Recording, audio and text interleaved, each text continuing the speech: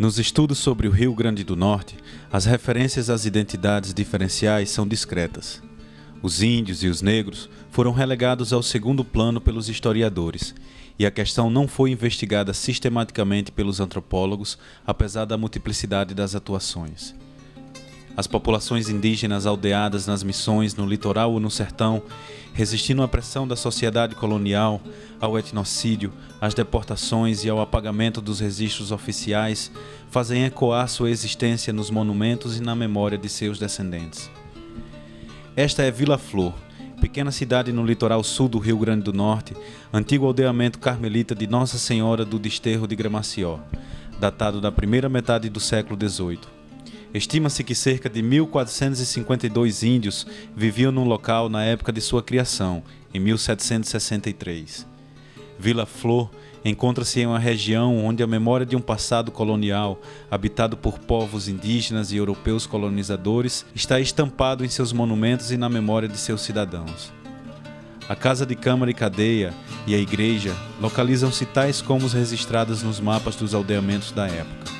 A presença do nativo e a antiga ocupação holandesa e portuguesa, datadas desde o século XVII, resistem na memória dos moradores da localidade.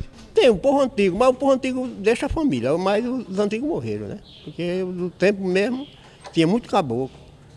Voltando nossa atenção a um aspecto particular dos agentes históricos, a memória e a oralidade, percebemos que a presença étnica no nosso estado não foi e não é tão esporádica e remota quanto se pensa. Agora, muitas coisas. Aqui tinha muito cachimbo de barro. Antigamente eram uns cachimbos duros de barro que batia no chão e não quebrava. Arrancaram muita gente aqui. Osso completozinho assim, completo. Tudo isso eles fizeram. Relatos orais informam-nos sobre imagens que dizem respeito ao passado e à origem de certas comunidades do litoral e do interior potiguar. Porque isso aqui era uma aldeia de índio. Isso aqui era uma aldeia de índio mesmo. As narrativas, as histórias de Trancoso, os causos de almas e encantados nos revelam uma história pouco conhecida, que é constantemente reinterpretada pela tradição oral. Eu só conto porque eu vi uma vez, que eu não acreditava, né? Eu sou evangélica, não acreditava nessas coisas. Mas um dia eu estava na calçada ali com minha mãe e uma moça que era noiva do irmão meu. Isso faz muito tempo. Nessa época aqui não existia energia. Era a base do candeeiro, né? Que chama lamparina, outros chamam lamparina. A gente sentada ali na calçada, como meu marido aí também muitas vezes também viu isso. Aí a gente conversando, já era 12h30 da noite. Quando a gente escutemos como umas correntes caindo dessas janelas ali em cima, né? Para baixo. Aí minha mãe explica que um bocado de corrente chega a sair o fogo. Aí Lenita no que olha disse, tem um moço sentado na janela, com aquelas pernonas bem grandes. Eu não vi, não vou dizer que vi o moço, eu não vi. Naquele tempo isso aqui era só o tijolo, não era essas paredes. Aí não vi, mas a zoada da corrente realmente eu vi, naquela época. Não faltam nos relatos feitos por moradores as presenças de índios, portugueses e holandeses, seres que fizeram parte da história do território que hoje habitamos.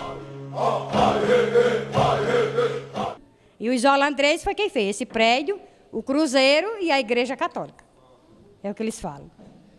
E quando o povo de Portugal, os portugueses descobriram que eles estavam explorando aqui, né, madeira, o pau-brasil, por exemplo, e levavam de navio, de coisa assim, pelo mar, que o mar fica próximo daqui. Aí os portugueses descobriram, aí expulsaram eles daqui, aí pronto. Mas conto que morreu muito naquele tempo índio, né, que isso aqui era só uma mata de índio nessa época. E hoje é uma cidade, né, pequena, mas uma cidade. É só o que eu sei dizer. Contudo, a presença indígena no nosso estado não existe apenas na memória e nos monumentos históricos. No dia 15 de junho de 2005, foi realizada a audiência pública Comunidades Indígenas do Rio Grande do Norte, afirmação de suas identidades, na Assembleia Legislativa do Estado, onde 3 comunidades reivindicaram publicamente sua identidade indígena. Os Mendonça do Amarelão, do município de João Câmara, os Caboclos do Açu e os Eleutério do Catu, município de Canguaretama.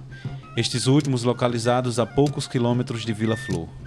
É preciso atentar para a representação das figuras esquecidas da história e da cultura do Rio Grande do Norte, pois os índios, como também os negros, ocupam um lugar fundamental nas representações do passado, no imaginário coletivo, sendo marginalizados do ponto de vista de sua atuação no espaço geográfico e social.